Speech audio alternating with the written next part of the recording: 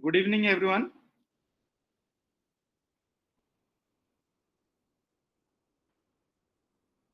I believe there are very few students. I think we need to wait a bit, possibly 2 minutes or so, for others to join.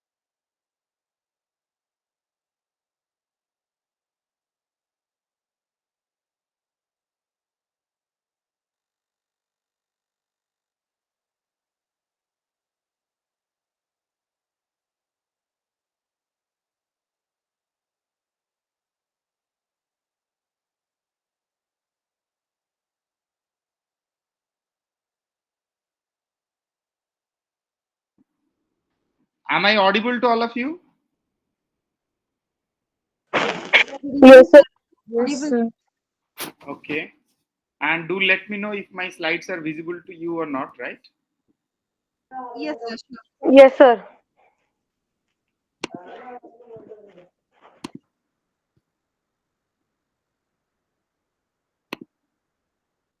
Okay. Is it visible? Yes, sir. Yes, sir. It is showing you are presenting. No, no. The slides are visible or not? No, sir. It is showing you are presenting. Now? No, sir. No, sir. No? No. Okay. Could be. Sir, it is showing your Google Meet. Now? No, sir. Sir, it is not showing. Okay. Sir, it is only showing the class which is going on. Okay. Let me check. Okay. Let me do it once more.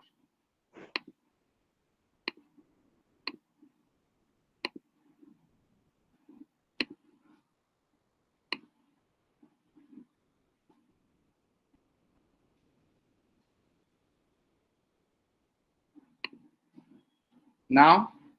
Yes, Yes, sir. sir. Now it is visible. Yes, sir. Okay.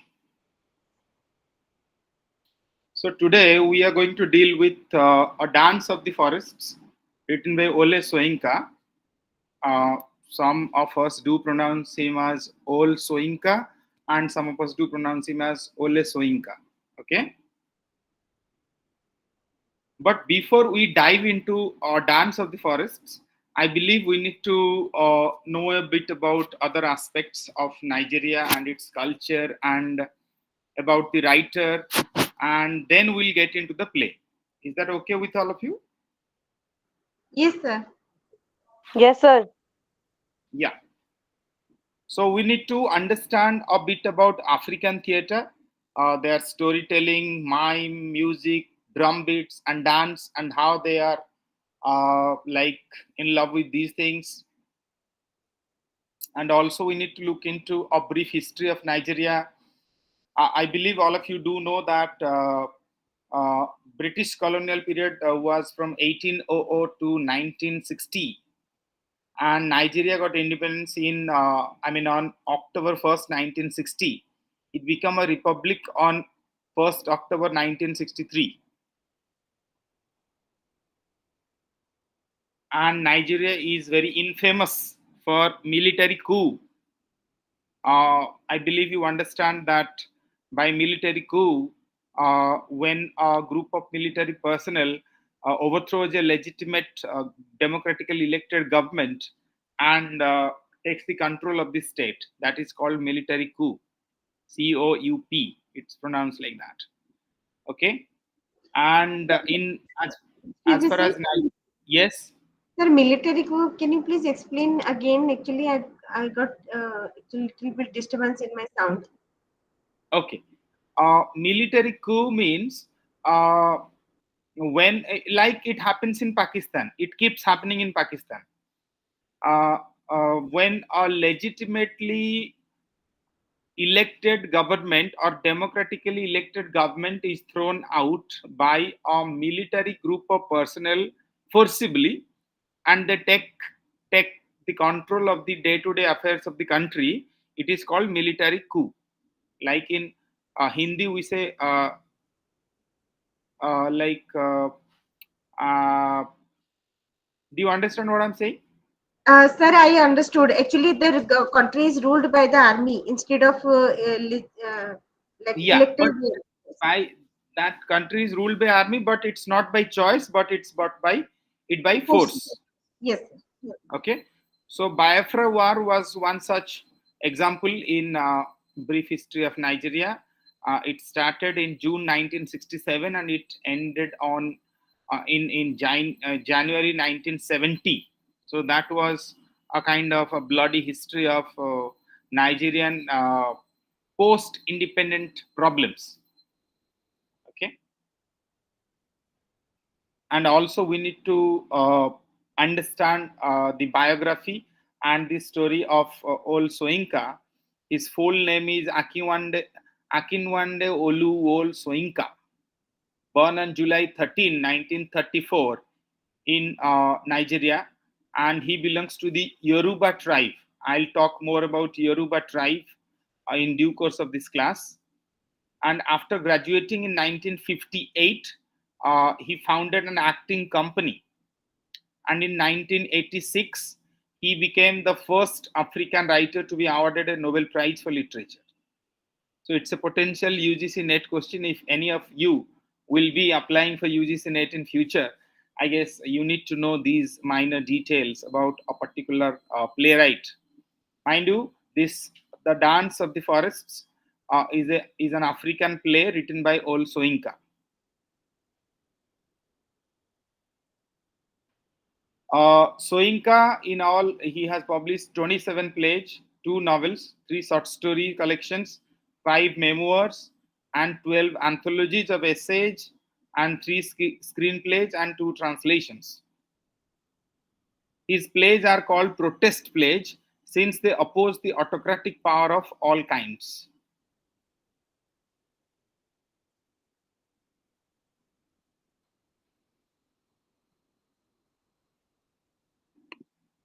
Okay.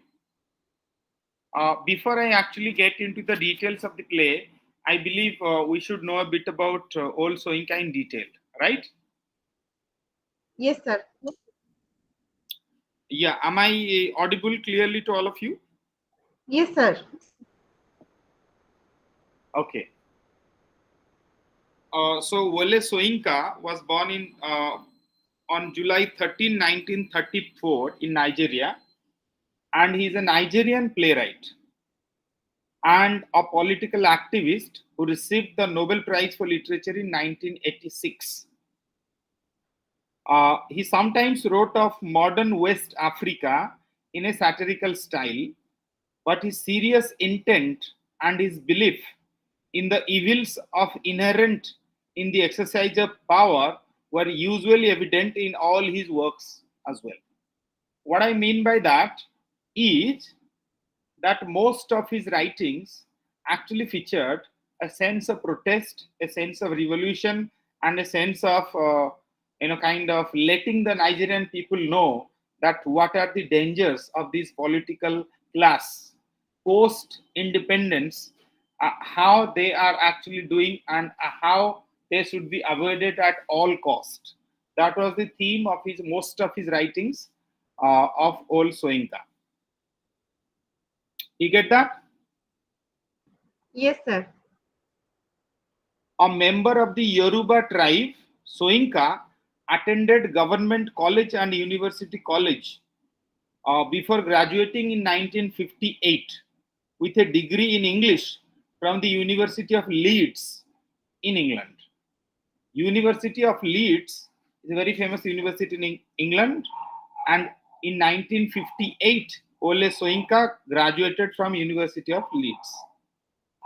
Upon his return to Nigeria, he founded an acting company and wrote his first important play, A Dance of the Forests, produced in 1960s and published in 1963 for the Nigerian independence celebration. Mind you, this particular play was written for Nigerian independence celebration. The play satirizes the fledgling nation by stripping it from romantic legend and by showing that the present is no more golden age than was the past. Are you getting my point? I mean, most of the politicians would like you to believe that India is doing well. India is signing. India is doing pretty well in world stage, on the world stage. But there are so many things left to be done by the politicians. They will never let you know that. So Wole Soinka was one of such writers who actually let the public know that actually he was a vehicle of public's kind of frustration against the political class, and his words and his accents and his plays and the dialogues of his all his plays were actually designed in such a way that people will understand the inherent meaning of that protest by Ole Soinka. He wrote several plays in a lighter vein, making fun of pompous, westernized school teachers. In The Lion and the Jewel, it was written in 1959, published in 1963. And mocking the, mind you, The Lion and the Jewel is another play by Ole Soinka. And mocking the clever preachers of upstart prayer churches who grow fat on the credulity of their parishioners. I mean, these are separate other works like The Trials of Brother Zero or Zero, performed in 1960 and published in 1963. Then another play called Zero's Metamorphosis in 1973.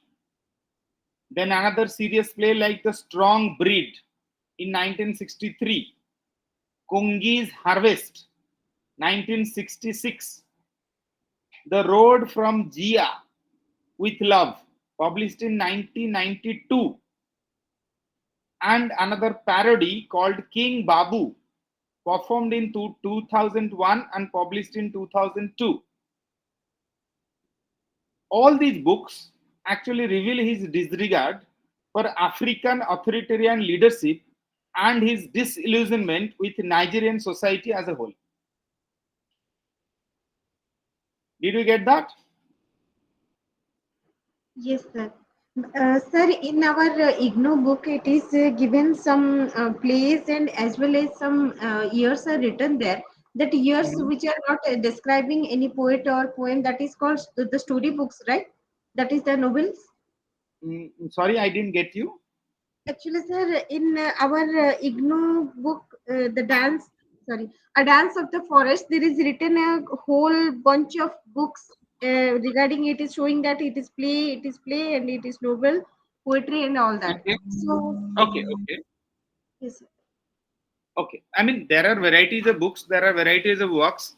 Some of them are plays, some of them are poetry collections, some of them are anthologies of essays, and some of them are translations as well. Okay, Did sir. you get that? Got it. Yes, sir. Thank you. And other notable plays included Mad Men and Specialists, published in 1971, Death and the King's Horsemen, 1975, The Beautification of Area Boy, published in 1995. These are other dramas written by Soyinka. And all these dramas are full of Western elements, and they are skillfully fused with subject matter and dramatic techniques deeply rooted in Yoruba folklore and religion. Symbolism, flashback, ingenious plotting, and which contribute to a rich dramatic structure. I mean, in most of his dramas, he uses symbolism. I mean, he uses and explains concepts to the audience or to the readers through symbols. And he also uses this flashback technology. I mean, what you can say, like, not exactly technology, but technique, where he let the audience know that what happened in past and what happened in this present.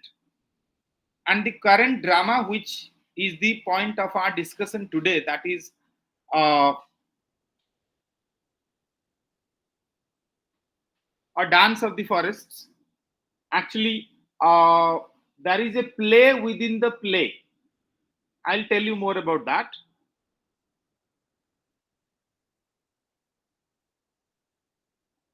His best works exhibit humor and fine poetic style, as well as a gift for irony and satire, for accurately matching the language of its complex characters to their social position and moral qualities. So there are a lot of ironies, there are a lot of satires, there are a lot of matching language and complex characters, and there are a lot of moral qualities and questions. From 1960 to 1964, Soyinka was co-editor of Black Orpheus, an important literary journal. From 1960 onward, he taught literature and drama and headed theater groups at various Nigerian universities, including Lagos and other cities. After winning the Nobel Prize, he also was sought after as a lecturer, and for many of his lectures were published, notably the Wreath Lectures of 2004 as Climate of Fear as a book. Though he considered himself primarily a playwright, Soyinka also wrote the novels. One of his famous novels is The Interpreters, published in 1965, Season of Anomy, published in 1973, and Chronicles from the Land of the Happiest People on Earth, published in 2021. The latter of which drew particular praise for his satirical take on corruption in Nigeria. And he has also written a lot of volumes, several volumes of poetry, which includes Idanari and other poems, published in 1967, Poems from Prison, 1969, republished as a Subtle in the Crypt in 1972. And there is another collection called Early Poems, 1998. Then Mandela's Earth and Other Poems, 1988. Samarkand and Other Markets I Have Known, published in 2002. So these are some of the books which have been written by Wole Soyinka. Mind you, Soyinka was the first black African to be awarded the Nobel Prize of Literature. An autobiography, Ake, The Years of Childhood, was published in 1981 and followed by the companion pieces Isara, A Voyage Around Essay, 1989, and Ibadan, The Penkelham's Years, a memoir, 1946 to 1965. In 2006, he published another memoir, You Must Set Forth at Dawn, In 2005 to 6, Soyinka served on the Encyclopedia Britannica editorial board of advisors. I hope you know what is Encyclopedia Britannica. Anyone?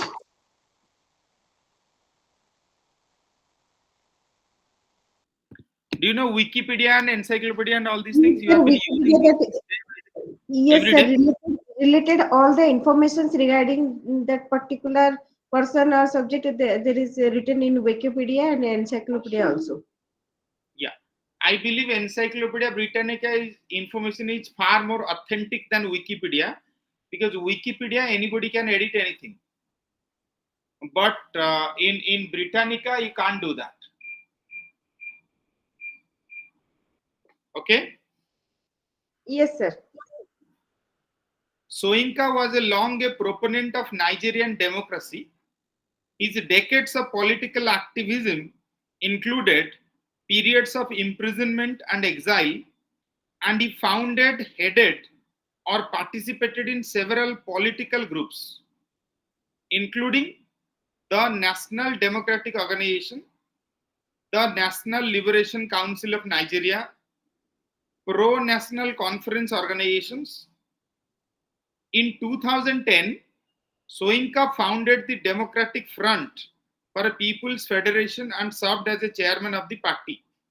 In 2010, he founded a political party. Okay. So all of you do have that IGNO material with you? Yes, sir, I have. Okay. So in that case, you go to Unit 1, you find there are a lot of introductory materials related to Yoruba world. There are concepts like history and politics of Nigeria. Then you have economy of Nigeria, then Yoruba history, then Yoruba myth and religion, then you have Yoruba art. Okay, Yes, sir. Yes. you need to understand this particular concept of Yoruba in Nigerian context. Only then you will understand the play or dance of the forests more clearly. Okay. Okay, sir. I hope all of you do know that Nigeria was originally a British colony. It became independent in 1960. I've already told you that. Sir, it got independence in 1963 or 1960? 60, it became independent. 63, it became a republic. Can somebody Okay. voluntarily tell me that India got independence in 1947, but when we became a republic? 1950. 1950. Yeah. So that is how, or that is why Nigeria also became a republic. I mean, I believe, I'm not a professor of political science, but I believe a country becomes republic when you have your own constitution. Okay. And when you follow that, and when you write and get settled and you accept that. So that is why 2-3 years needed to have and to write your own constitution and to follow that. And that's why India became republic on January 26th, 1950. But we got independence in 1947. Okay. Yes, sir. Okay. You have to remember that Yoruba is one of the largest ethnic groups of Nigeria, loosely linked by geography, language, history, and religion. And it is the social class to which Soyinka belongs. So Soyinka was a part of Yoruba tribe. The structure of Yoruba religion has two supreme gods. They have two gods. One is Obatala and the other is Olaran. The creator and the breather of life, as well as the number of important other gods such as Ogun and Ishu. Like we have so many gods and goddesses. They had 4 or something like that. Ogun, the god of war, of the hunt and of the iron, is Soyinka's favorite. He represents to Soyinka the struggle of the artist to create. Soyinka describes the Yoruba religion as tolerant and accommodating. There is a close relation between mortals, ancestors, and gods. The gods are not seen as evil or distant from mortals. According to Soinka, Yoruba tragedy springs from all the anguish that comes about a result of the mortal's separation from the immortal. You understand mortal and immortal? Yes, sir. Those who are dying, they are called mortal, So and those are those who supposed to can't. die one day. Okay. I mean, ultimately they'll have to die. That is, they are mortals, and those who are not supposed to die, they are immortal. Okay. Sir, Anyone immortal from our only group? gods, na? Anyone from our group is immortal or aspiring to be immortal? I don't know. No, sir. It is not good. Okay. Yoruba people feel free to laugh at their gods and be irreverent about them. Festivals are very important in Yoruba religion, and drama came from these festivals and rites, such as harvest festivals and fertility rites, and ceremonies such as those to bless warriors. A dance of the forests is modeled on the Yoruba New Year festival. Soinka describes Yoruba art as essential in that as it expresses the quintessence of inner being. Remember the name of the festival in our last text, which we studied on, I believe, on Friday? Uhuru Festival. Hello? Yes, sir. Can you repeat the question? Yeah, I mean to say, last time we mentioned a particular festival. What was that? Uhuru Festival, right? Yes, sir. And it was about Kenyan independence, right? Yes, sir. Kenya. Okay. And now it is about Nigerian independence. Okay.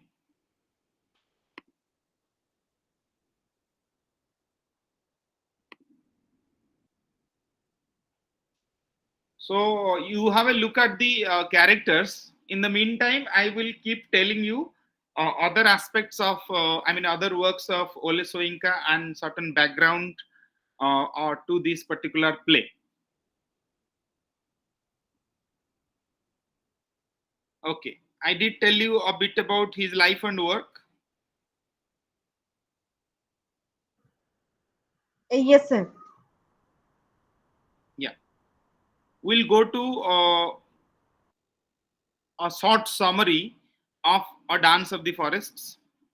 As you can see on the screen that there are certain characters. Okay. You will be perplexed to know that A Dance of the Forests is a very unique play where you have dead man, dead woman, forest head, Aroni, Isuro, Oremole, Mata Kharibu, Rola, Adenebi, Akbariko, Timok, Ogun. Okay. Yes, sir. Okay. Actually, the play begins with a short prologue. You understand prologue? Sir, no. Can you please Those who have explain what is it? studied paper 1, MEG 1, they would understand that prologue to Canterbury Tales. Have you studied that? Chaucer, Geoffrey Chaucer? Yes, sir. Studied. Yeah. So, prologue means a kind of introduction, Yes, sir. a kind of introductory section. Okay. It can be any it can be of any style, but it contains some introductory materials. Okay. So we have to understand that there is a play within a play, but we'll go to that later. First, you have to understand and identify the characters and what happens. The play begins with a short prologue spoken by Aroni, the lame one, which establishes the connection between the two sets of characters placed in two different time frames of the play. The first is present during the feast of human community, and second, the past during the reign of Mata Kharibu. Mind you, there is an interesting pattern here that, you know, it is a kind of play where you have most of the characters are dead, okay, and we are talking about a new incarnation of those characters, and in past what they were, and now at present what they are, okay. So that's why there are two sets of characters. Are you getting my point? Yes, sir. Sir, Yes. which character is in the previous life, and which characters are in the Yeah, new?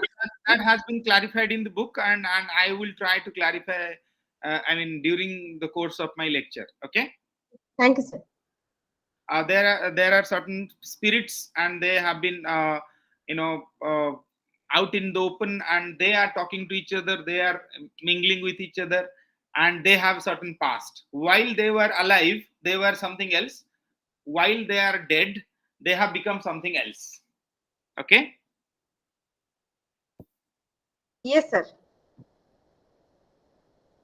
So in that respect, a dance of the forests is a kind of unique uh, kind of play. I believe none of you would have ever encountered such a play, right? Yes, Are you sir. getting my point? Yes, sir. Yeah. The play begins with a dead man and a dead woman breaking free from their burial. That means their spirit is breaking free from their burial, okay, in the soil in the middle of a forest. They ask those that they pass by to take their case. I mean, whoever is passing by, they are asking them, please help us and to please take care of us. The man and the woman were captain and his wife in past life, and they were tortured and killed by emperor by the name of Mata Kharibu. Okay, now you start to link. Okay, and his queen nicknamed Madame Tortoise. The dead man and his wife have come to the gathering of the tribes and were sent there by Aroni, a god, with permission from the forest head, in place of the forefathers that the living have requested to join them. Are you beginning to understand what I'm trying to tell you? Yes, sir. The dead man Forefathers and women who are into dead, forest. their spirit is trying to break free from their burial, from the soil, and they are asking anybody and everybody who is passing by, please help us. Okay, and they have been meaning to attend this gathering of the tribes. Okay, they have requested to join that particular meeting, but there are some glitches as well, there are some issues as well. Four characters come through the forest initially. One is Rola. Rola is Queen Madame Tortoise in past life, okay, and Rola is a prostitute, and he was a queen in her previous life, sorry. Then Adenebi, a court historian in the time of Emperor Mata Kharibu, now a council orator. Then Agboreko, who was a soothsayer to Mata Kharibu in past life and plays the same role in this life as well. And finally, Dimok, who is now a carver. You know, carver, you understand, somebody who carves something on a stone or some kind of, Yes, sir. yes, I mean, you can call a kind of sculptor, okay? Somebody who is doing some kind of arts in the meaning of carving on stone or other metals or something like that, okay. He is now a carver, but now he was once a poet in the court.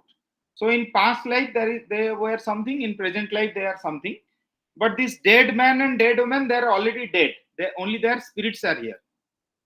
Are you getting my point? Yes, sir. Sir, I have one question. Rola in the previous life, she was like queen. She was a queen, yeah, known as Madame Tortoise, or a queen from his in her previous life. And in present? Uh, at present, she is a prostitute. Okay. Okay. Got it. Okay, okay, no problem. Aroni has selected these four in order for them to gain knowledge about their past lives and to atone for their sins. So Aroni, one of the gods, the forest spirit, and is responsible for summoning the dead. He has the power to summon the dead guys. Okay. Actually, Aroni has selected these four: this Rola, Adnebi, Agboreko, and Dimok. Okay, and Aroni wants them to gain knowledge about their past lives and to atone for their sins, to repent for their past sinful conduct. Now, are you clear? Sir, last those characters, I didn't get it. Last two characters only. One is Rola, one is Adnebi. Okay, Rola, a prostitute in nature. She was a So this king. I She was a understand. queen in her previous life. Then Adnebi was a court historian in past. Okay, now a council orator. Okay, somebody who speaks in the council. Ji. Then Akboreko, who was a soothsayer to Mata Kharibu, I mean one of the followers, and now he also plays the same role in this life. And finally, Dimok, who is a carver in this life, but he was a poet in his past life. Oh, Get yes, that? sir. I understood. Yes, yes, yes. Okay. It's slightly confusing, but if you pay attention, you will get to know what I'm trying to tell you. Another character, Obanaji, is actually the forest head disguised in human form. Okay, Obanaji or Obeneji, whatever you call it, no problem. Call him, sorry. He is actually the forest head disguised in human form. He invites the characters to join in a welcome dance for the dead man and woman. Because this dead man and woman have been granted the permission to attend this meeting. Okay, so to welcome them, they want a dance. I mean, the other Dimok,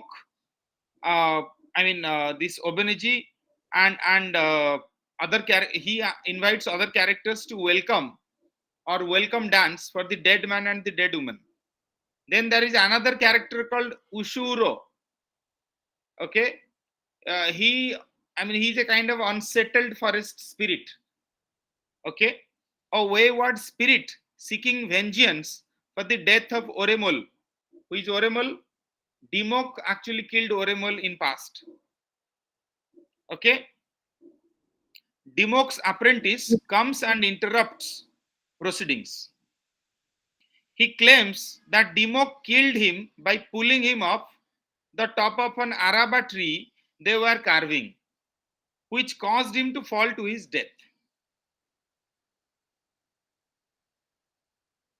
Dimok of negligence, which is why he was killed. So, which is why this Obeneji is also angry on Dimok. Ogun, another character, another god rather. Are you getting my point? Yes, sir. Am I audible? Yes, Am sir. I audible to all of you? Yes. Ogun, another god of carvers, stands up for Dimok against Usuoro's claim. We learn that Dimok encouraged the cutting of the araba tree and also set fire in which 65 of 70 people were killed.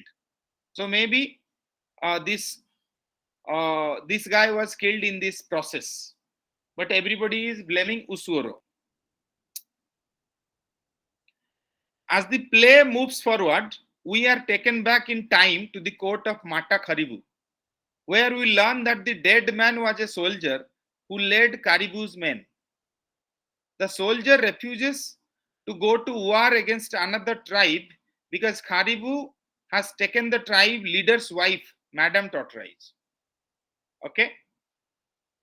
So in past life, when you go to the past life scene, we get to know that this dead man was actually a soldier and who was leading Mata Karibu's men. But he refuses to go to war against another tribe because Karibu has taken the tribe leader's wife, I mean the other tribes leader's wife, Madame Tortoise. All of the characters from the earlier part of the play, but from later in time, are seen as the court counselors of Karibu. They do not help the soldier who is castrated and given to a slave dealer.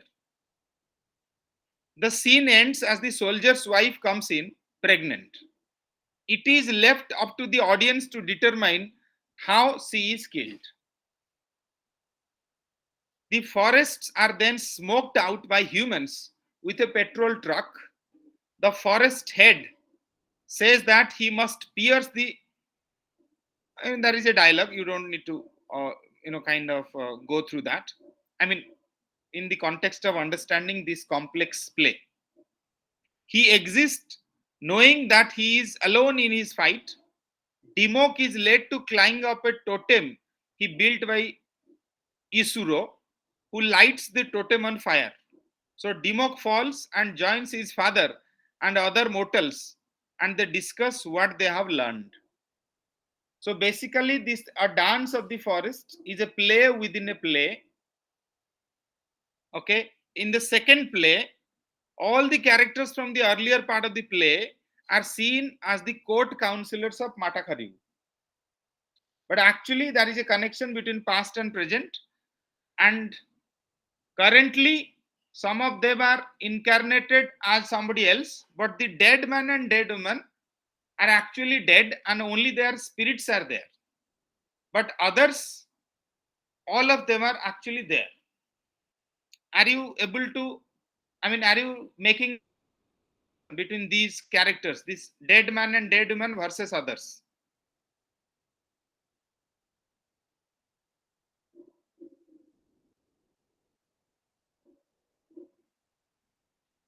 Am I audible?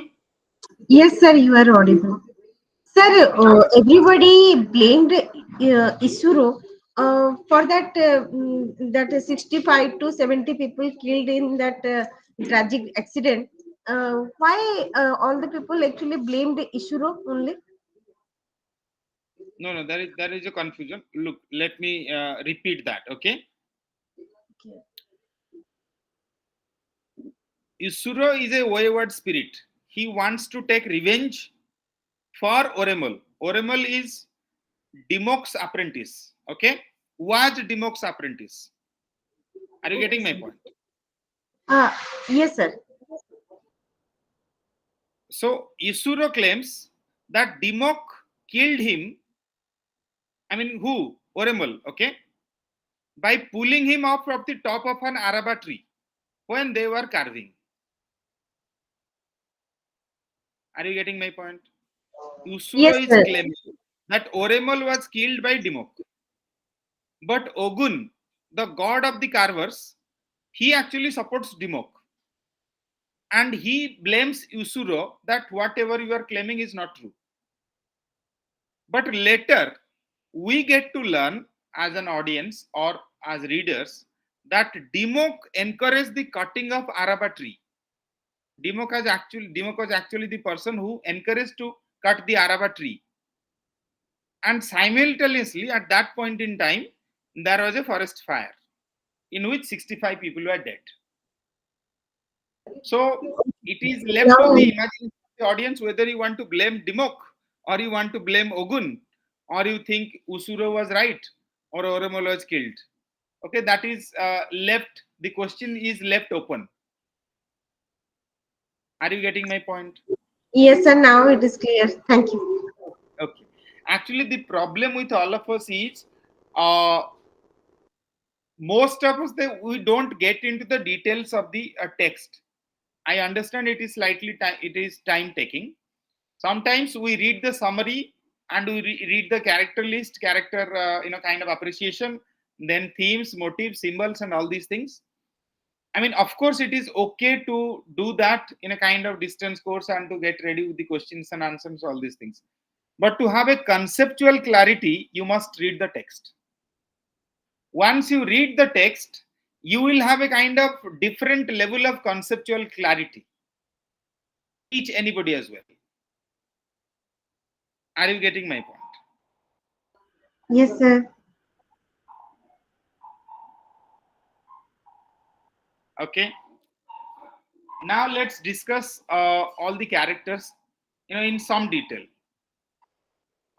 So, the dead man was a soldier in a former life who was castrated for his unwillingness to go to war against a neighboring tribe. He took issue with the motives for going to war and so refused to participate. So that is why he was sold to a slave trader and eventually killed. During the time of the play, he has been brought back to life by Aroni to settle the unfinished business of his ill-fated death. So his spirit is brought back by the god Aroni. Are you beginning to make some connections?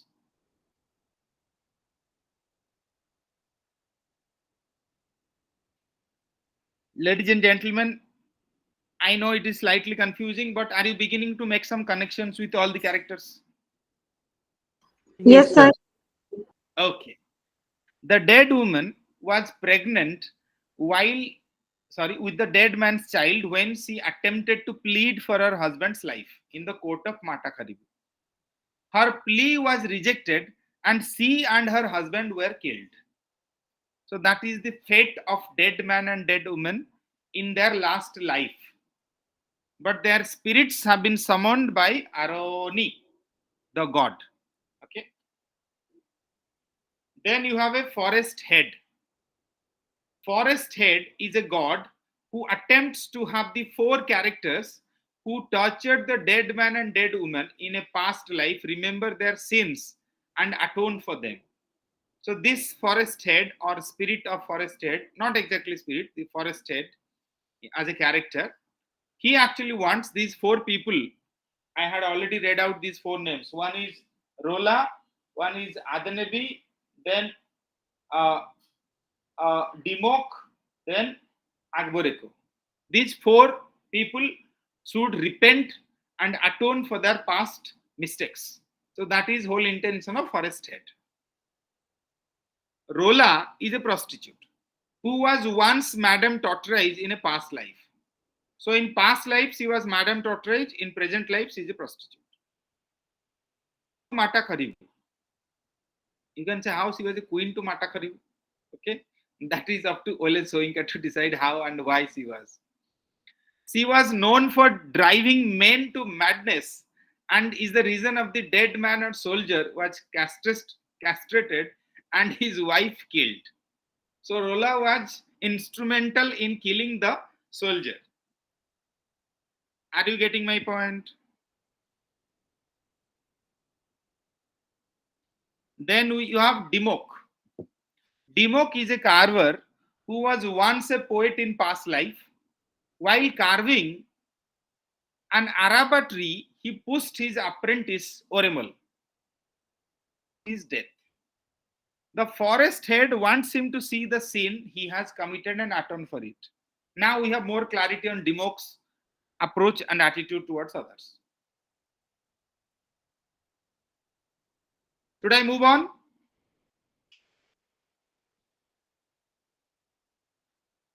Yes, sir. Okay. Then you have Adnebi. Adnebi was a court historian for Matakharibu who accepts a bribe from a slave trader to sell the soldier as a slave, even wrongfully stating that ship he will travel in he is not tortures. Okay, so that was Adanabi's fault, and how he accepted a bribe from a slave trader to sell the soldier as a slave. So Dimok's crime, you know, Adanabi's crime now you know. Then Akboreko. Akboreko is the elder of sealed lips. Okay, is an organization or is a family tribe. I do not know, but I think that's how it is mentioned in the book. In a former life, he was a soothsayer in the court of Mata Karibu and predicted that the stars did not favor a victory for the king if he chose to go to war. Okay. Then Usuro. Usuro is a wayward spirit who is seeking vengeance for the death of Oremol. He seeks Dimok as Oremol's murderer and is vengeful and spiteful throughout the play. So that is Usuro for you.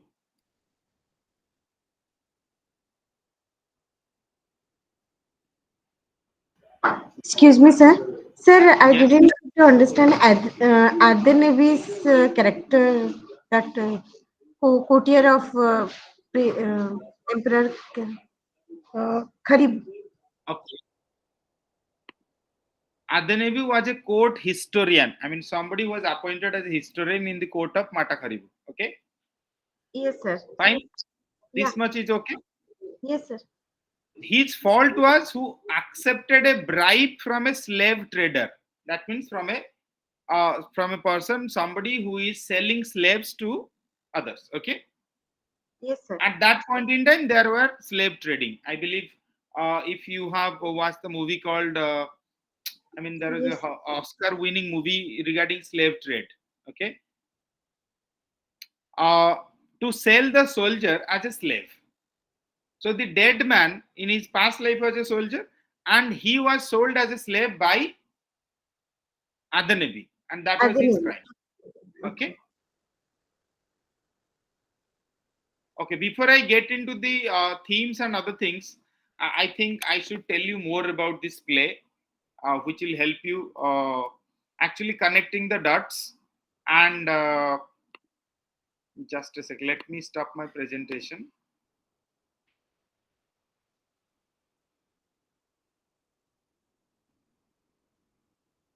Okay.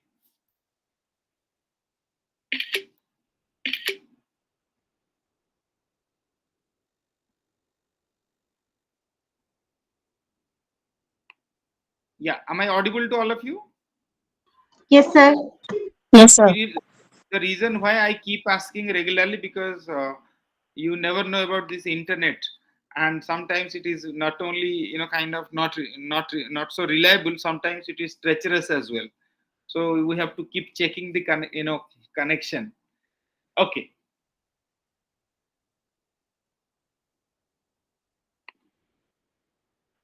So before I get into the themes and the motives and other things, I think I should tell you more about this particular text. Uh, if you have the IGNO material, can you open that file on your computers or phones? Sir, Then which part you want? okay, I want all of you to go for this unit 3. Unit 3. There are 5 files in MEG-08 link, and you have go to the unit 3 where you have summary. I mean, mind you, this uh, play is divided into 2 parts. One is part 1, another one is part 2. Okay, and there is also a play within the play. I want you to focus on that. You go to unit 3 and you go to page number 5. The play within a play, the court of Mata Karibu.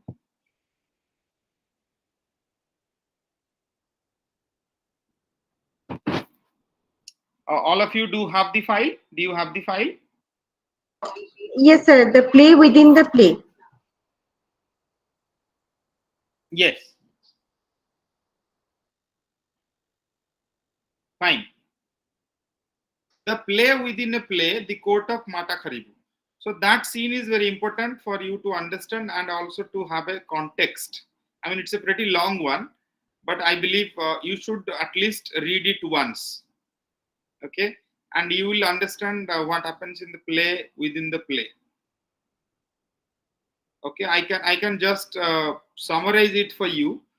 Uh, the play within a play takes the action back to many centuries to the court of Mata Kharibu. The four living characters now play new roles in each court, and the two dead characters are presented as heroic warrior and his hapless pregnant wife, who are both wronged by Mata Kharibu and his sensuous and remorseless consort, Madame Tortoise.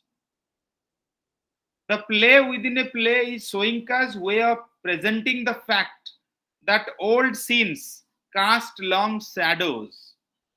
He seems to be saying that there are a number of cruel and bloody acts of injustice in Nigeria's past, and that the newly independent Nigerians would do well to remember so that they do not commit the same grievous errors of judgment all over again.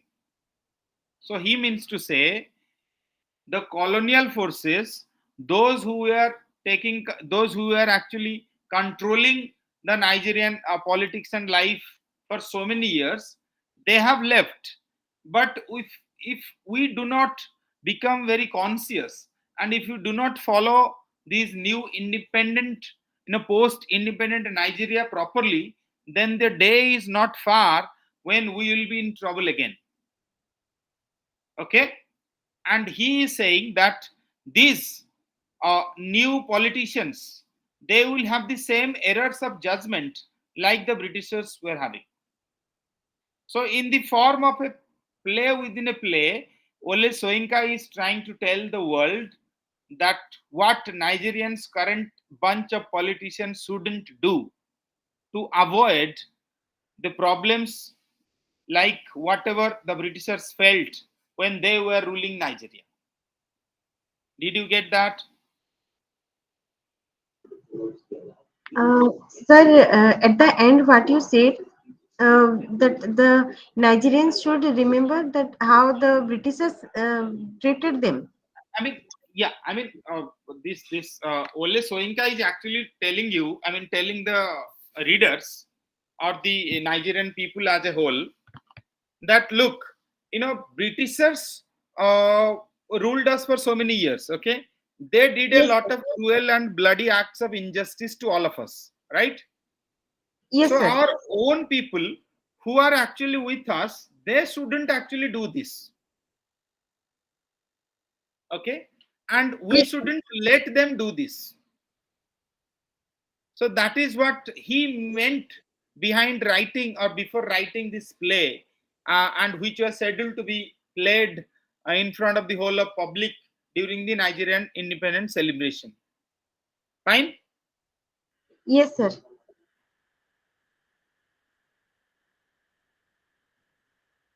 The play then returns to the present with a tremendous amount of spectacle. You understand spectacle? Lot of fun and lot of pump and so. Okay. Usuoro has finally caught up with his quarry and his thirst for vengeance. Ogun tries to protect Dimok and his follower. A number of spirits of the forests, of the palm, of the rivers, etc., appear and speak of the ways in which they have been exploited by human greed to the questioner, who actually is Usuoro in a mask, and the interpreter. There is a game played with the half child in which Dimok tries to rescue the child and restore it to its mother, the dead woman. Forest father makes a long speech, mostly to himself, about the futility of trying to teach humans the folly of their deeds. Dimok climbs the totem pole as an act of expiation for the sins of the community, even though he knows he will spin off to his death. Sure enough, he falls, but he is saved by Ogun the god, another god. The play ends with the old man and Akboreko questioning Dimok as to what he has seen and learnt from the events of the night, but Dimok is unable to explain. So that is the end of the play, and now we need to go to kind of critical analysis and critical appreciation of the play, and you have to discuss and debate other aspects of the play, which apart from summary and character analysis. Okay, now you go to IGNO Material Unit 4, if you have that file with you. Yes, sir. Okay, that is very important as far as the exams are concerned, because a lot of critical analysis, I mean, some of us or most of us do believe that IGNO material is not so good and it is not well informed, it's not packaged or designed in such a way where people can actually understand and learn and study. But it is one of the best materials available in the whole of country, in our country, in as far as English materials are concerned. But I mean, you can have certain other supplementary materials to complement your studies, so that is up to you. But as a whole, as a core material, I think it's okay, it's not that problematic. Sometimes you might not like the style of the writer who has written this, I mean this text, I mean this IGNO study materials, but otherwise the language is slightly difficult to follow for a layman. But if you are studying English literature, then you are expected to understand and digest this kind of language. Do you follow what I'm saying? Yes, sir. Okay. So we have to look into the details of critical appreciation of this uh, different issues hovering around or concerning Ole Soyinka's A Dance of the Forests. So one particular issue which has been highlighted in this is Nigerian independence. You go to unit 4, page number 2. Did you find that? Yes, Sir, sir. can you please repeat the page number?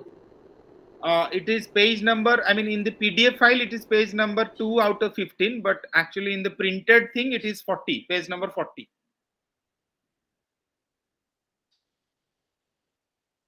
Got it, sir. Yeah. So one particular issue which has been highlighted, I have been telling you for last 1 hour or so. Yeah, Salman has been kind enough to upload that unit 4 in the text box. Those who haven't got it, you can just click that link and find out what we are discussing. So this Nigerian independence is featuring prominently in this play. This play was performed as a part of celebrations of Nigerian independence, and Franz Fanon effectively describes the drama of decolonization in this context. I hope you understand what is colonization and what is decolonization. Sir, decolonization, that means remove Yeah, or post. colonization means when it was for the first time colonized by foreign force. Okay, decolonization or post colonization means when the colonization part is over and the colonizers have left, then what happens? Or during their stay, how you are decoupling your life and your colonization or your country and your everything from their way of life. Okay, so what is written by Franz Fanon is very important, and you can mention this in your answer sheets if you want to. Please take a read. Decolonization never takes place unnoticed, for it influences individuals and modifies them fundamentally. It transforms spectators crushed with their inessentiality to privileged actors with the grandiose glare of history's floodlights upon them.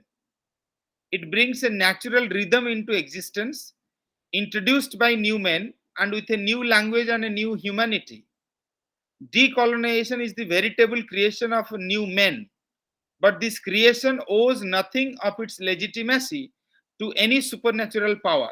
The thing which has been colonized becomes man during the same process by which it frees itself.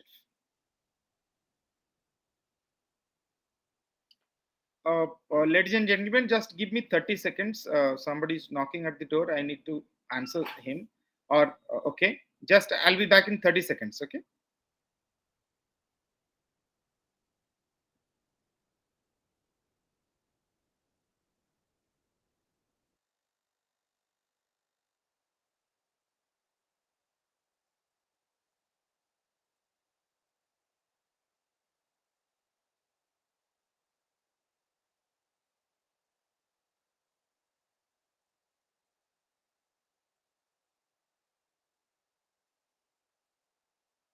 Okay, I'm back. Am I audible?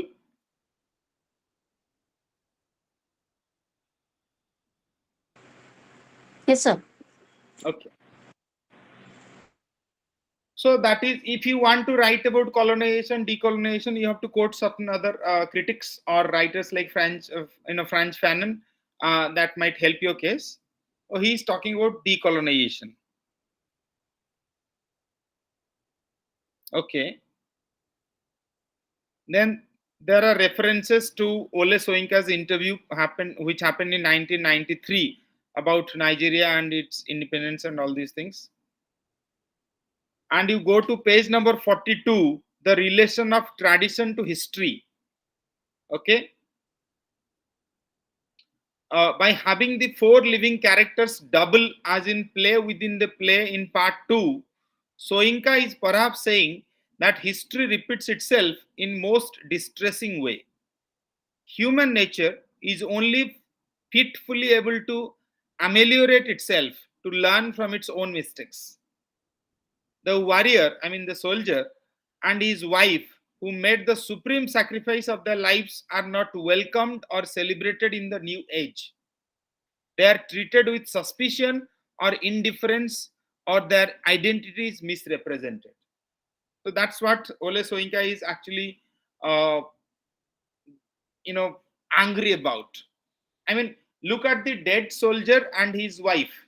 They were actually, I mean, the soldier was a soldier and he was fighting for the tribes or for the king or queen whom he was representing. But somehow he thought that, one particular issue he didn't like, so he objected.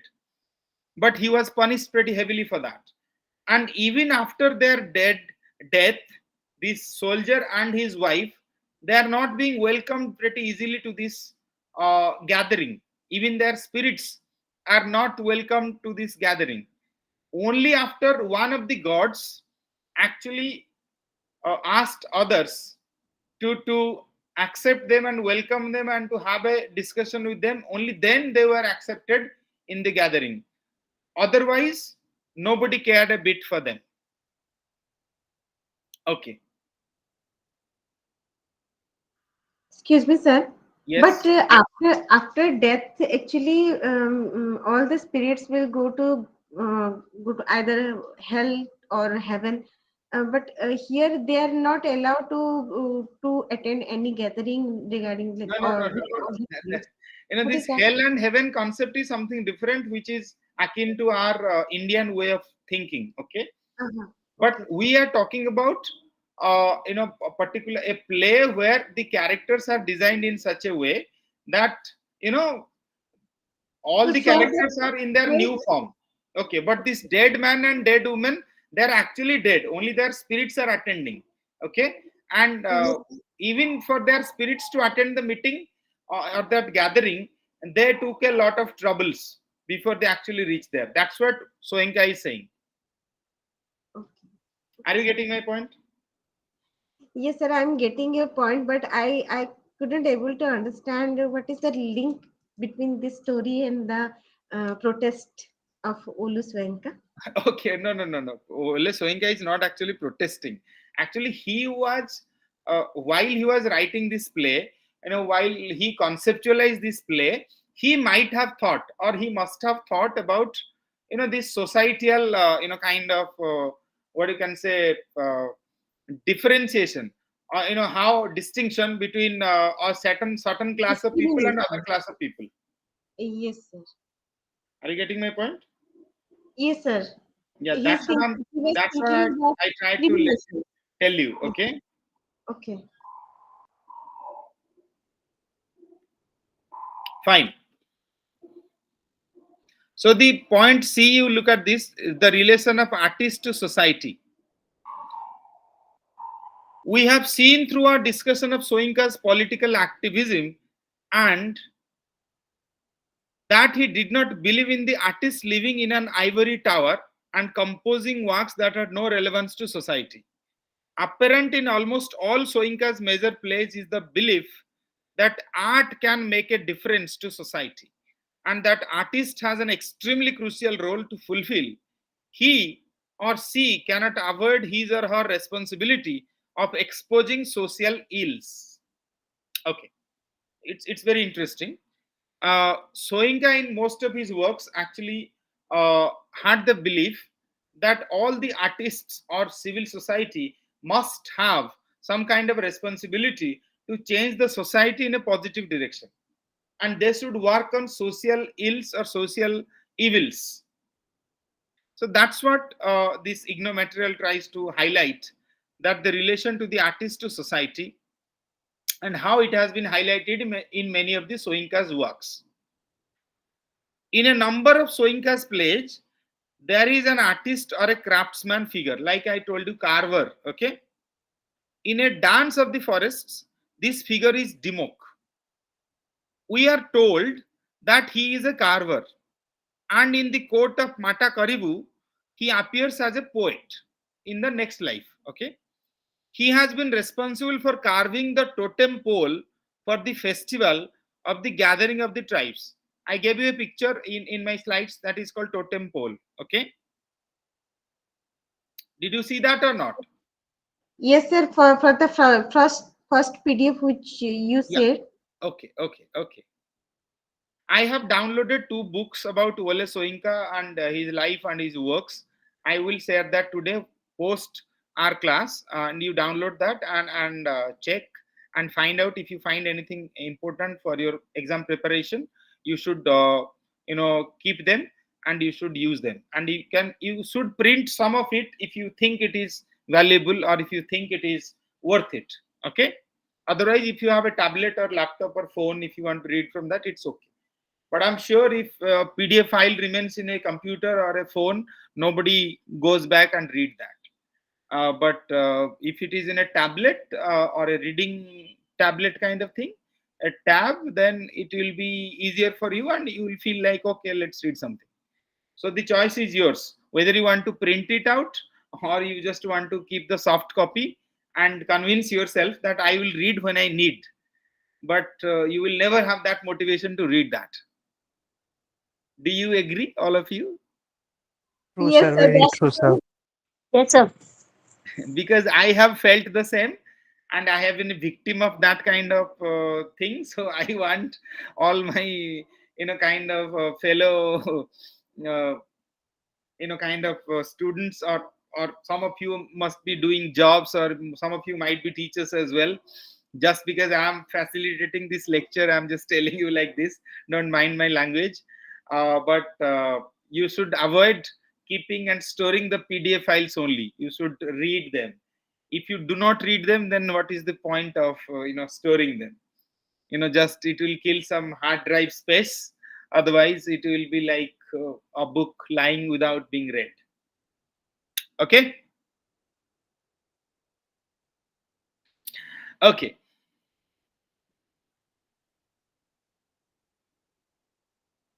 Dimok has pushed his apprentice Oremel to his death from the top of the pole. This act has become or come about partly because of the vertigo Dimok feels once he climbs high. However, at the end, Dimok pays the price for his deed by trying to save the half child from Usuro. He climbs, just a sec, I need to deactivate my WhatsApp messages from this laptop. Okay. Otherwise, it keeps distracting me.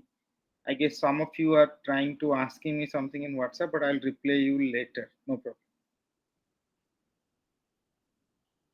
Okay. So this is about relation of artist to society. There are so many things to discuss, but I don't think our time will allow us to get into the details.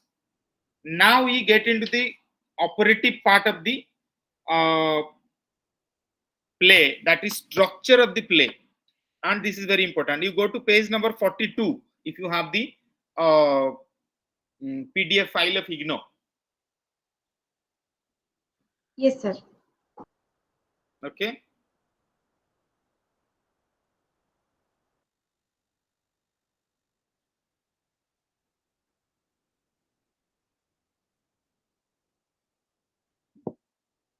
So the structure of this play has nothing in common with the usual 5-act structure of traditional Western drama. I mean, if you have read it, you will understand. Otherwise, it will slightly confuse you. That kind of classical Aristotelian drama, or kind of Shakespearean drama, most of them do have 5-act structure. That means the drama or the play will be divided into 5 different acts, and there will be many scenes in all of them.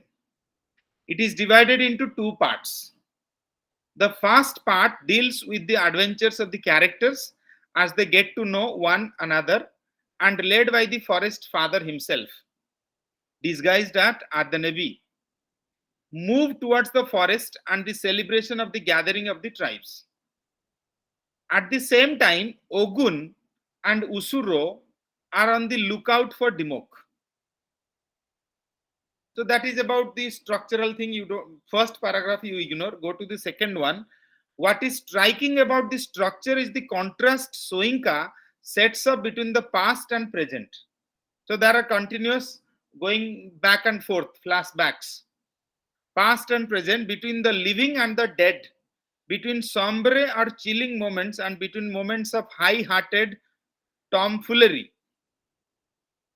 Okay, Femi Osofisan, another critic, describes how the sumptuous spectacle in a Soinka play alternates with moments of dark caricature. You understand caricature? When you do some kind of mimicry on somebody, that is a kind of caricature. Okay, and what is dark caricature? When you criticize somebody in a way of very kind of poor taste. Okay, so that is dark caricature. Mind you, English meanings and English phrases and sentences can have multiple meanings depending on where you put and what is the context. So in this context, I just gave you a possible meaning. Okay, so that is about Femi Osofian. You can also quote one or two, kind of quotations from some of the critics to bolster your argument in your examination. Okay.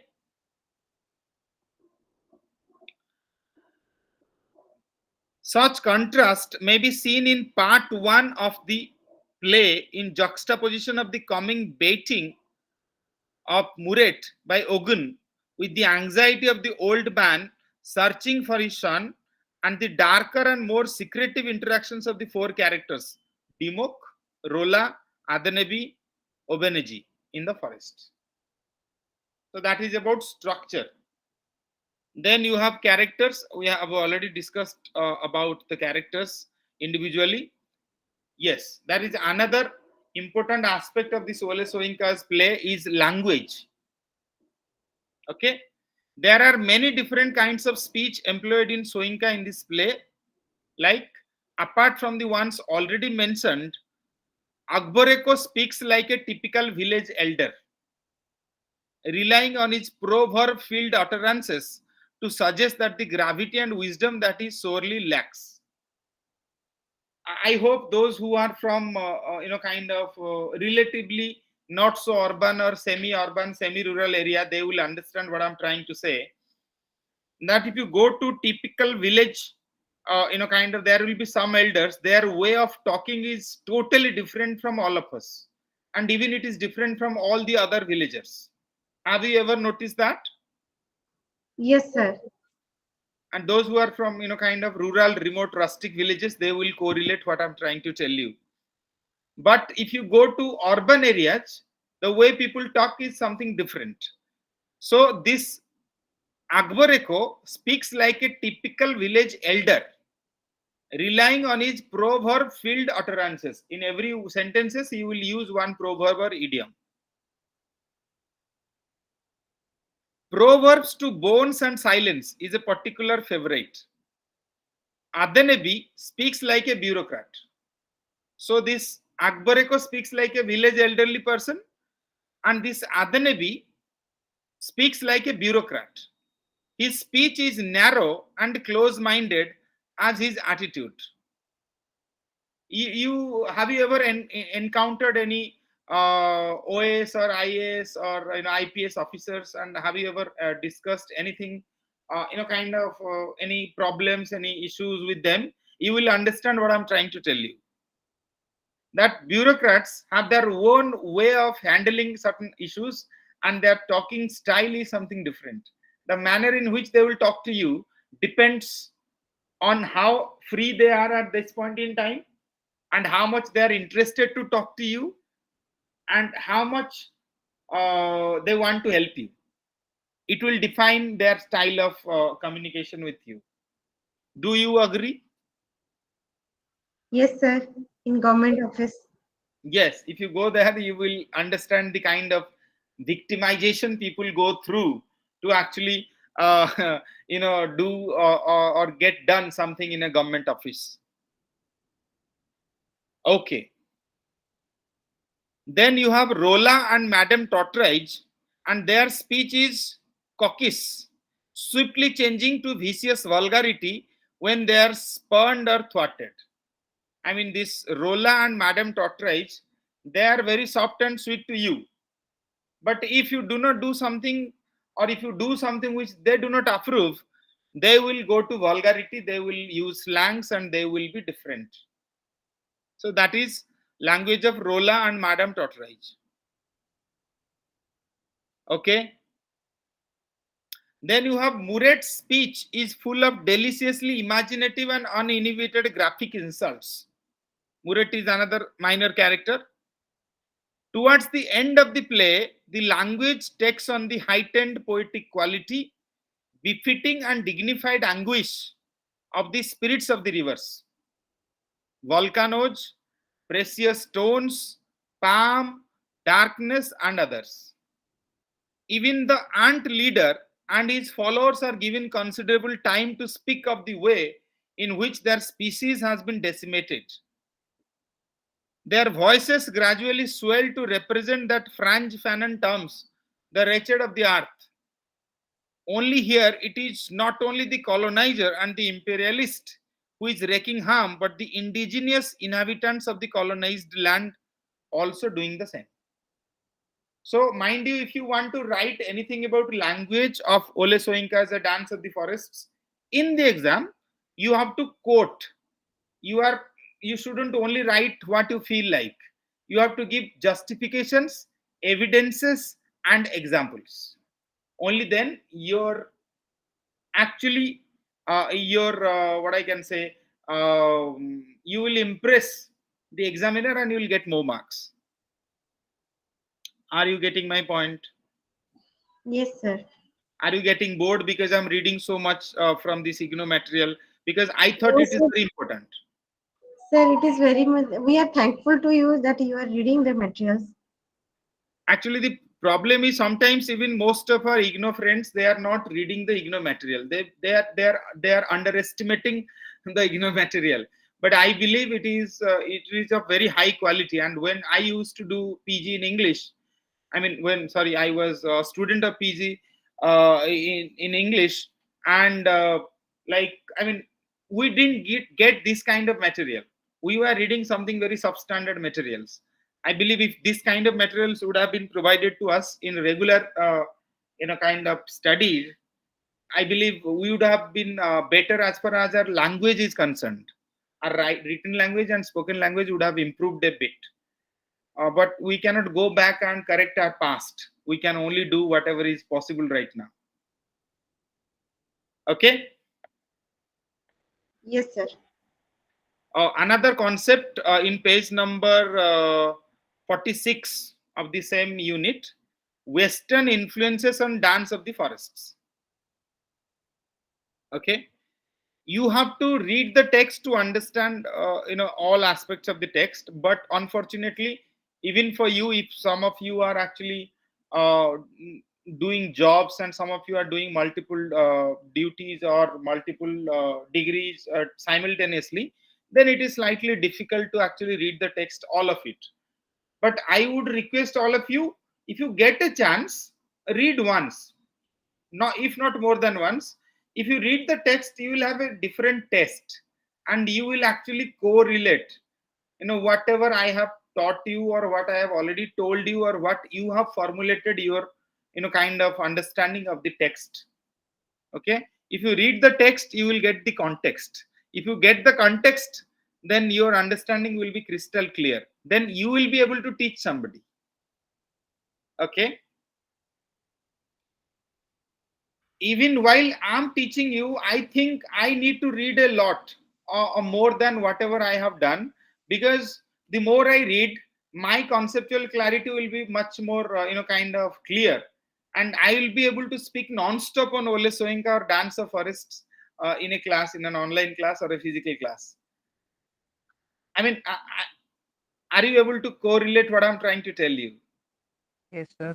Yes, sir. You have thorough knowledge about this No, no, particular. no. I do not have thorough knowledge about this. I'm just No, no. telling I you. am trying to say, sir. Yes, Yes. sir. Actually, I am trying to tell you that as per you saying that we can teach somebody else at that point when we are crystal clear about the particular topic. Yes, that's what I meant. Yes. So, as per the IGNO material, you have, as a result of the Soyinka's education in Nigeria and Leeds and his work in London, Soyinka was intimate with the Western dramatic tradition. I mean, Soyinka was uh, conceptually very clear about Western dramatic tradition, like Aristotelian concept of kind of drama, or unity of time, unity of place, whatever. I guess if you have studied that in MEG-5, okay, poetics, you will Yes, understand sir. what I'm trying to tell you. So he was well versed with Western drama, but we can see some of these influences of this tradition faint through they are though they are in Dance of Forests. I mean, not that much of Western kind of influence in on or Dance of the Forests. They are faint sorry, because of Soyinka's determination to bring the Yoruba world view and Yoruba drama to the notice of the world. He actually limited this Western influence in his writing because he deliberately wanted to highlight his tribe, his clan, his world, Yoruba world, to the world. When the spirits and the half child speak, their utterances are very much like choric passage in Greek tragedies of Aeschylus and Sophocles. The half child is reminiscent of the apparition of the bloody child the witches conjure up in Shakespeare's Macbeth 4. I mean, Act 4, Scene 1, 77. I mean, if you have read Macbeth, you'll be able to correlate. To signify the unnatural or Caesarean birth of Macduff, the character of Muret seems to be in combination of the two creatures of Shakespeare's The Tempest, Ariel and Caliban.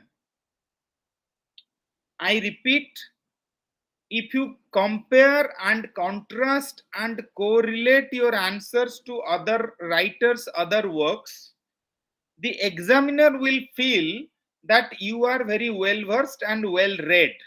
So sometimes, out of impression, he will give you more marks. He or she will give you more marks. So that's why I will always urge you, request you, suggest you, all of you, to try to incorporate some kind of text, some kind of dialogue, some kind of examples in the answer sheets, plus some kind of comparing and contrasting with other writers and other works. If you do that, the examiner will be very happy, and on the day of the results, you will be happier. Are you getting my point? Yes, sir. Okay. So that is about connection to Tempest and Macbeth and other things. Yes. So there are also kind of particular examples and dialects have been mentioned here. You can quote them if you want to practice. Then you go to 4.8, Soinka and post-coloniality. Okay, Yes, Soinka sir. and post-coloniality.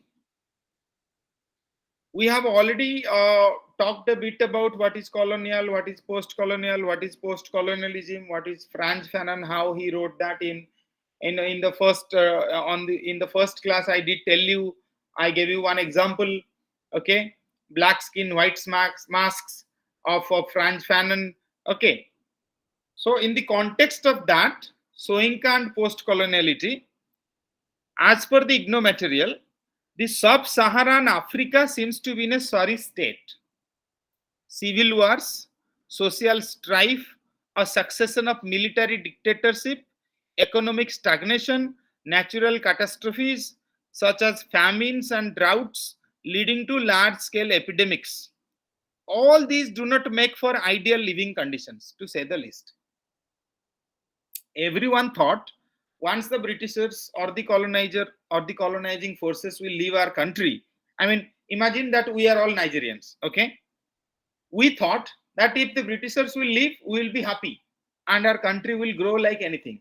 But have the African countries actually grown to our expectations or their expectations? Even No, today, sir.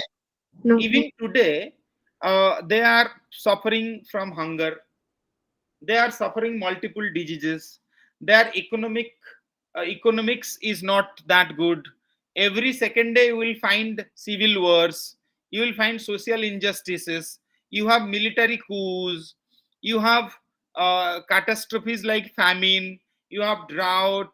Okay, so there are a lot of epidemics during the corona times. you know uh, India actually was very helpful in helping the African nations. Otherwise it would have been very difficult for them to survive. So they should come and thank our scientists and our political class for that decision making process. So some of us or most of us did think that the colonizers will live and we will be happy and our nation will prosper. But that didn't happen. So that is what Soinka has highlighted in his play, that this golden dream of post-colonial world where Nigeria will be a very good kind of country where we'll celebrate our existence, but that didn't happen. However, Africa's colonial past continues to be an important factor of the present day malaise. What Crow and Banfield termed the disruptions of African history, Crow and Banfield are two critics. By the European imperialist is a crucial cause of the current chaos. As we have seen in the formation of Nigeria, these African countries were artificial creations by the imperialist powers who often cared little about the range of languages, cultures, and religions. They are grouping together as a result of the artificially imposed national boundaries. Okay, let's discuss our country in the context of this post coloniality, right? We thought once the Britishers will leave, we will respect our language more, we will do more about our language or for our language. But have we done it, or No, Yes, what sir. sir. we do more? No. No, sir. We are having lack of interest in our mother tongue as well as our national language, but we are very much eager to know the foreign languages. Yeah, I mean, today we are thinking that speaking English is a measure of our intelligence. I mean, Yes, sir. we fail to understand or we fail to acknowledge that English is just a language. It's not a measure of our intelligence. But unfortunately, for centuries altogether, for years altogether, the whole world believed that.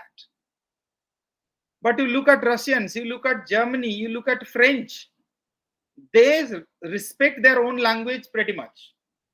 You look at the Arab countries, they respect their language pretty much. But only South Asian countries and African countries, they respect English more than what is necessary.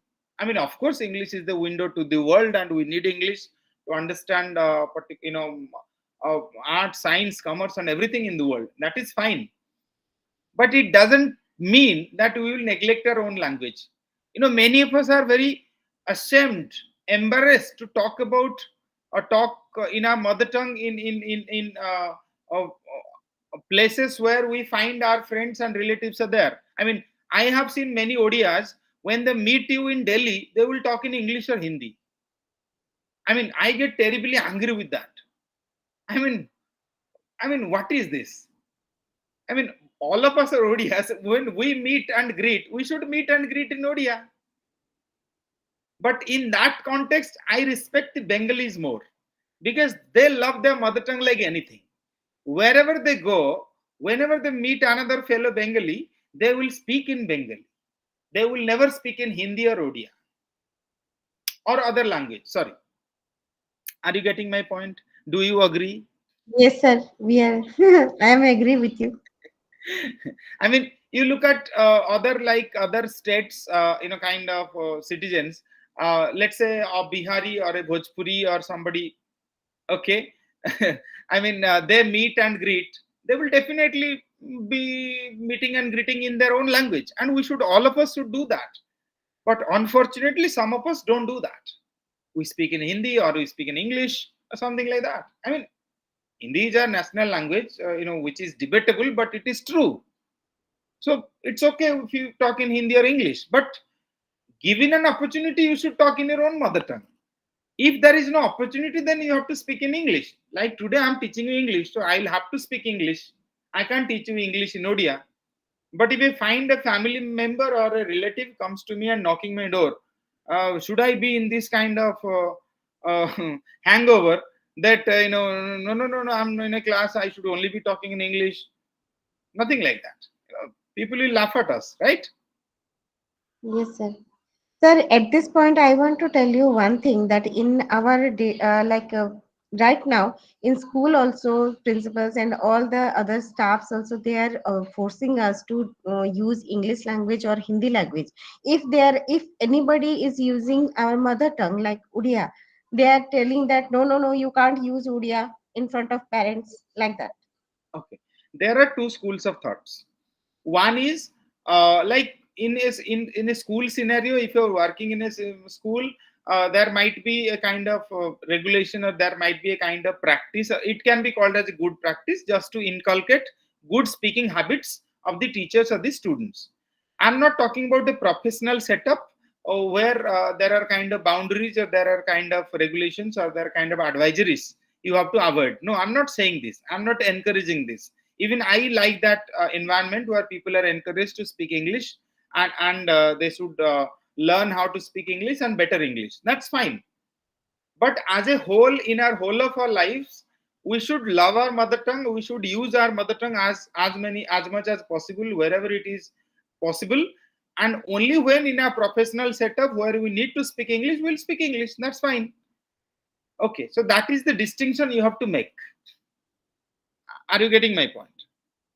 Yes, sir, I'm pretty much getting your point, but that is the only thing that students are also who are grown up. They are also thinking like that. Oh no, we can't talk in our mother language. Having problem? No, I understand that. I understand that. Even I mean, in my case, if my daughter is going, kind of, she's in UKG, and she's also very comfortable in English rather than Hindi or my mother tongue. That's a different debate altogether. you know we are the product of our society or our environment or our kind of surroundings. So the kind of surroundings you provide to your kid or your kids at school, they will kind of evolve like those. For example, in our childhood age, we had grandparents, and in today's world you do not have concept of grandparents because most of us are living in nuclear families. So when you don't have people around you who can speak a lot of Odias or a lot of Hindi or a lot of other other languages, you or your kids are not exposed to their mother tongue enough. So if you are not exposing them to their mother tongues, it is very difficult for them to grasp it, and even more difficult to reproduce and produce a certain sense of quality of mother tongue. Okay, so that will remain, Yes, sir. but we have to keep working on that, and we should kind of let the world also know that this is the way it should be done. Are you getting my point? Yes, sir, pretty much. Yeah. Okay, let's come back. As we have seen in the formation of Nigeria, these African countries were artificial creations by the imperialist powers who often cared little about the range of languages, cultures, and religions. They were grouping together boundaries.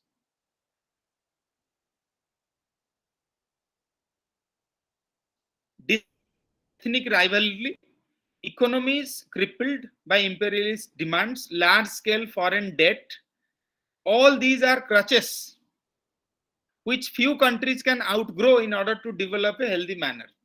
That is all self, no problem. Okay, and there are certain quotations by Franz Fanon. If you want to include that in your answers, that will be even better, because Franz Fanon is one of the notable post-colonial writers, and like he's one of the foremost of post-colonial writings. So you can always uh, quote him, no problem. Then go to point 4.9, the politics of English. The language that Soyinka uses, English, and his decision to stay in self-imposed exile in United States are issues which continue to excite criticism. Ngugi wa Thiong'o made a landmark decision to write only in his own Gikuyu. I told you that. You remember that? Yes, sir, previous class. Yeah, rather than English, because he felt this would best address the needs of his people. In Decolonizing the Mind, Gugi writes, this is very important, I should read it out. It is precisely when writers open out African languages to the real links in the struggles of peasants and workers that they will meet their biggest challenge. For to the comprador ruling regimes, their real enemy is an awakened peasantry and working class. A writer who tries to communicate the message of revolutionary unity and hope in the languages of the people becomes a subversive character. For him, there are no national accolades, no New Year honors, only abuse and slander from the mouths of the armed power of a ruling minority, ruling that is on behalf of the US led imperialism, and who see democracy as a real threat. A democratic participation of the people in the shaping of their own lives or in discussing their own lives in languages that allow for mutual comprehension is seen as being dangerous to the good government of a country and its institutions. I mean, Ngugi wa Thiong'o, in his landmark text "Decolonizing the Mind," he writes that look, the colonial forces or the imperial forces, they don't like it that we celebrate our mother tongue, we write in our mother tongue, we study our mother tongue, we do research in our mother tongue. They don't like it. They believe, particularly the US and UK, they believe English is everything, all other languages, they are nothing.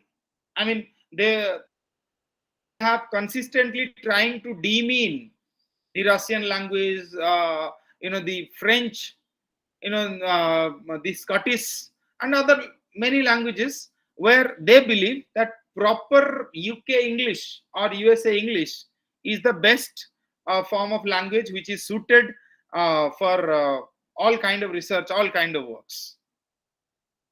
Okay, so that is politics of English. I'm not, kind of overburdening all of you with so many information. So I'm just skipping some of it. Okay. Sir, Should I go? Yes. sir, in this point, I want to tell you one thing which I learned in B.Ed, that Okay. they just use this language to rule our us, because they didn't understand our language, and they just thought that we are the threat for them if we will communicate with each other in our own mother language, or in our uh, Hindi language.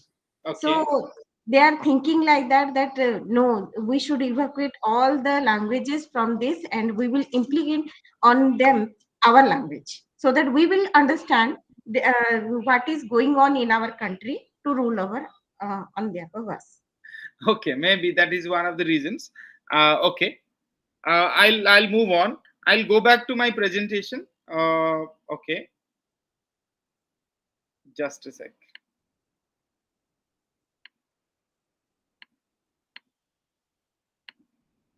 Just let me know if my screen is visible or not.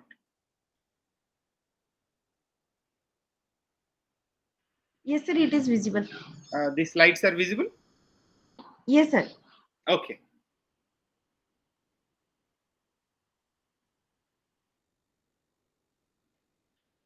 So one of the prominent themes, atonement. Atonement is a major theme of the play. The dead man and the dead woman are brought back to the land of the living so that the four mortals who mistreated them in the past will recognize their former sins and atone. While the mortals spend a great deal of the play unaware of this, they eventually realize that the purpose of the dead man and dead woman's visitation is to teach them a lesson, and by the end, they go through a kind of conversion, understanding that they have sinned before. So that is atonement for you. I guess it is plain English. I don't need to describe anything. Should I move on? Yes, sir, you may. Yes. Corrupted power. I mean, we have heard it before that power corrupts. Absolute power corrupts us absolutely. Corrupted power is another major theme in the play, particularly as it represented in the characters of Mata Kharibu and Madame Tortoise. As we are taken back to the palace of the king, we see that Madame Tortoise exploits her beauty and her power over men in order to stir up discontent. Mata Kharibu is also corrupted by his immense power, as demonstrated by the fact that he is demanding that his soldiers fight against their better judgment, and the fact that he mercilessly punishes free thinking.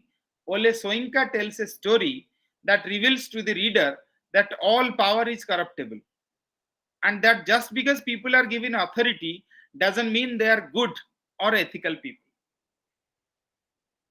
Okay, should I move on? Yes, sir. Yes, sir. Okay, another theme, trauma. The play depicts the ways that people carry around trauma and wounds from the past. That everyone has some sensitive part of their biography that haunts and hurts them. The forest head knows this and attempts to bring these wounds to light in hopes that who have been hurt in the past can move on. Then the next one, nature. The play takes place in a forest, of course, we know that, and that is the title. And throughout, various elements of the natural world come to life to take part in the reckoning that is taking place with the mortals. The forest head is a spirit who presides over the forest, and during the welcoming of the dead man and dead woman, various spirits of different natural elements are called upon to speak their piece. These include spirit of the rivers, spirit of the palms, spirit of the volcanoes, and others. All of these elements of nature are personified through verse, showing us the connection between the human and the natural world. Okay, can somebody tell me what do you mean by personification?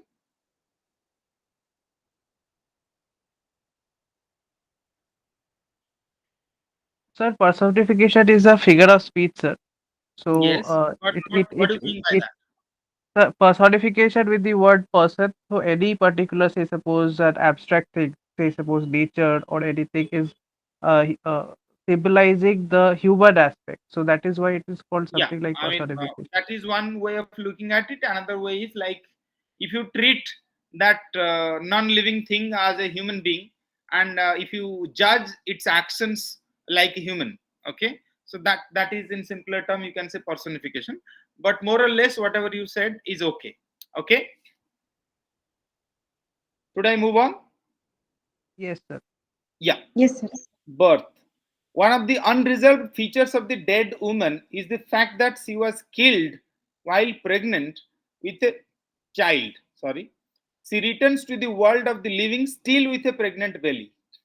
And during the welcome ritual, the fetus appears as a half child who is caught between being influenced by the spirit world and remaining with his mother. So the half child is a tragic figure as he was never given the relief of life.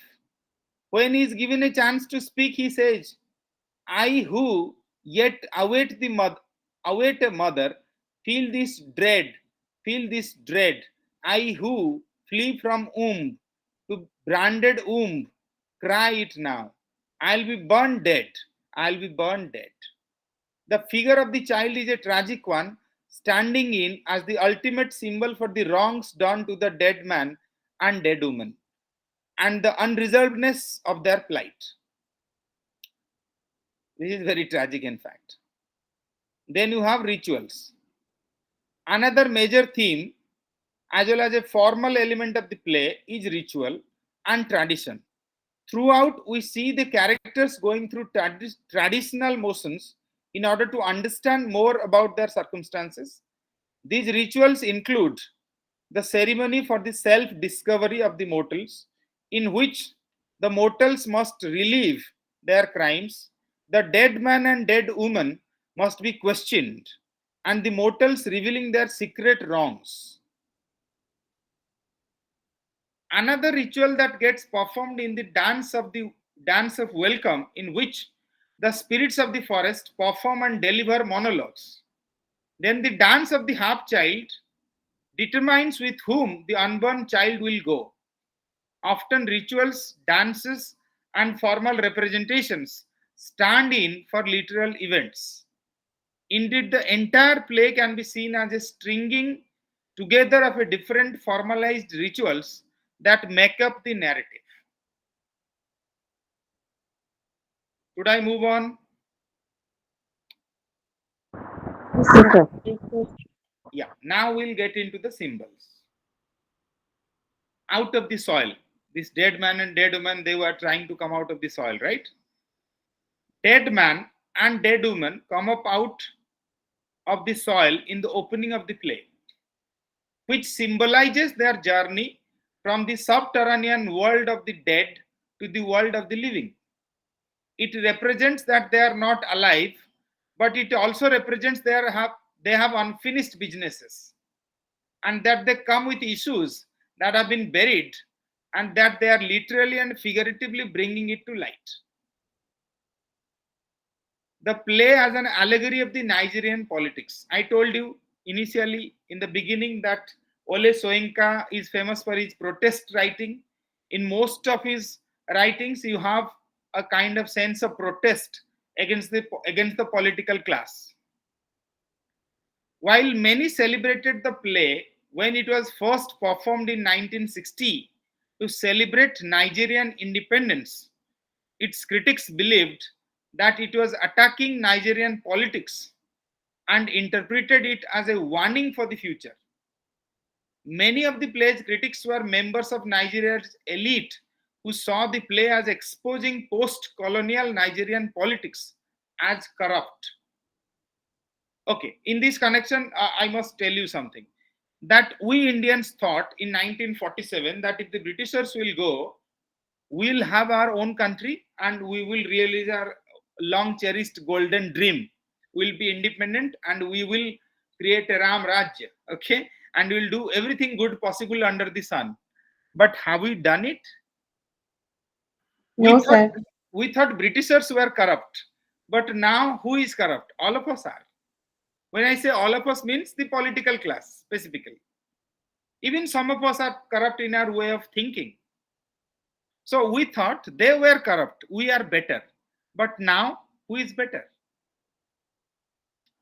The play has been interpreted as an allegory for the ways in which Nigerians were tasked with casting away the structures of colonialism and beginning anew, trying to find better political modes. While Soyinka's depictions of mortals and spirits alike as fallible can be read as an indictment of Nigerian politicians. You understand indictment? In other words, it is called charge sheet, okay, or it is called a statement of your charges, whatever you are or you have been accused of. Fine. Yes, sir. It is an indictment of Nigerian politicians in the post-colonial moment in which it was written. It can also be interpreted as offering a more idealistic vision of what might be in the future, the possibilities and potentials for a country on the brink of crafting a new identity. Okay, those who have read Animal Farm of George Orwell, it is one of the, I mean, this is one of the best, or should I say, best allegory in the world of English literature. You should read that. Sir, Okay. can you repeat that again? That Animal Farm by George Orwell. Okay. yes, Animal sir. Farm by George Orwell.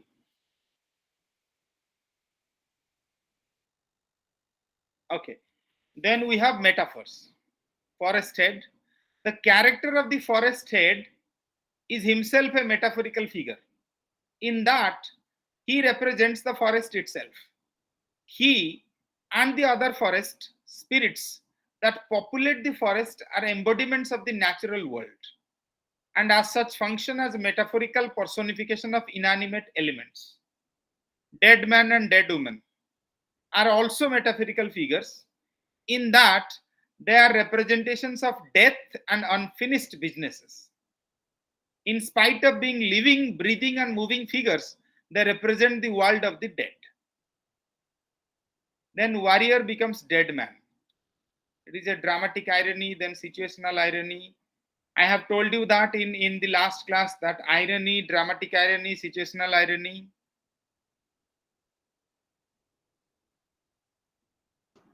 Yes, sir.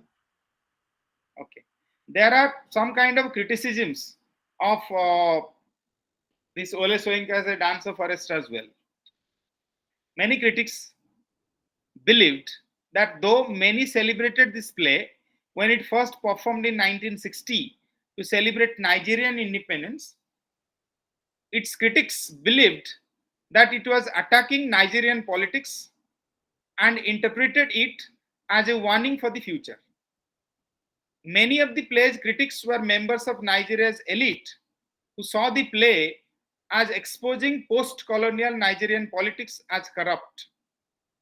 The play has been interpreted as an allegory of the ways in which Nigerians were tasked with casting away the structures of colonialism and beginning new, trying to find better political models.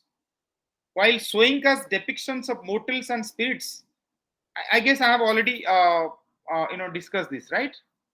Yes, sir. Sir, can you Okay. just go back to that dramatic irony and situational irony that you were showing? Yes, I will. I will just a bit.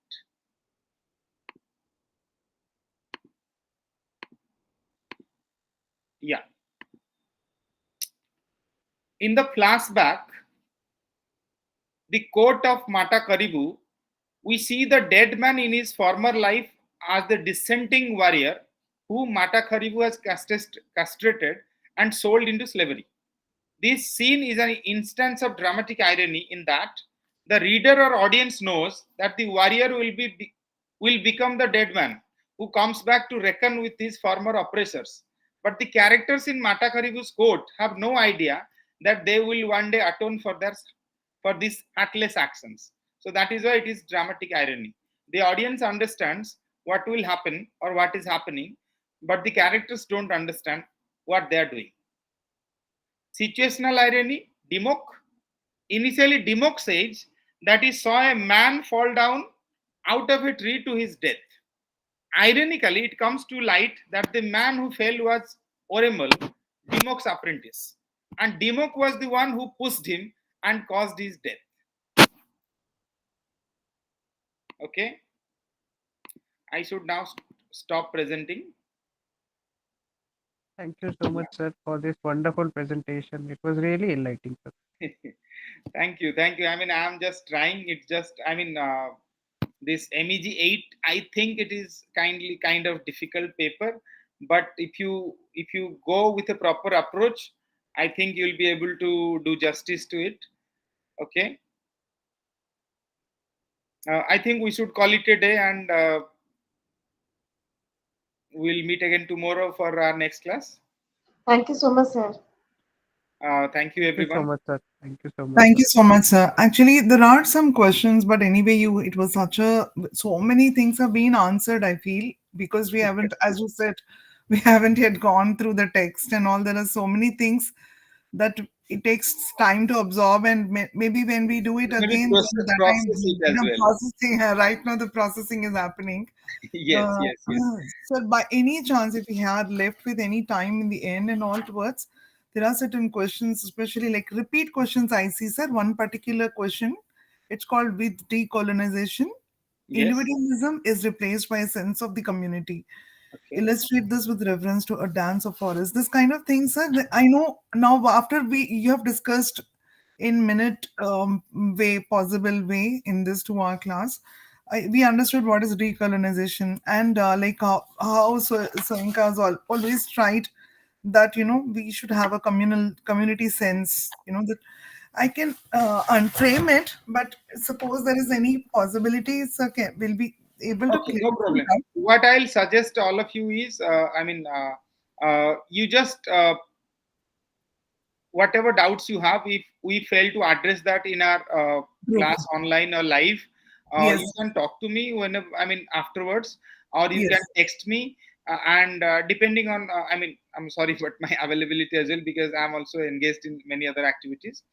Because I Not to worry, sir. Like, in case any, I but, mean, where we are not able to but go I'll ahead. be open to take your questions in WhatsApp or in email or through telephonic conversations. So maybe I can share in the group so that it benefits to that all of them, right? Yes, yes, you can do that as well, no problem. Yes, yes. Or you can, the best way is to text me personally, and or in the group, if you do it, it's fine also, no problem.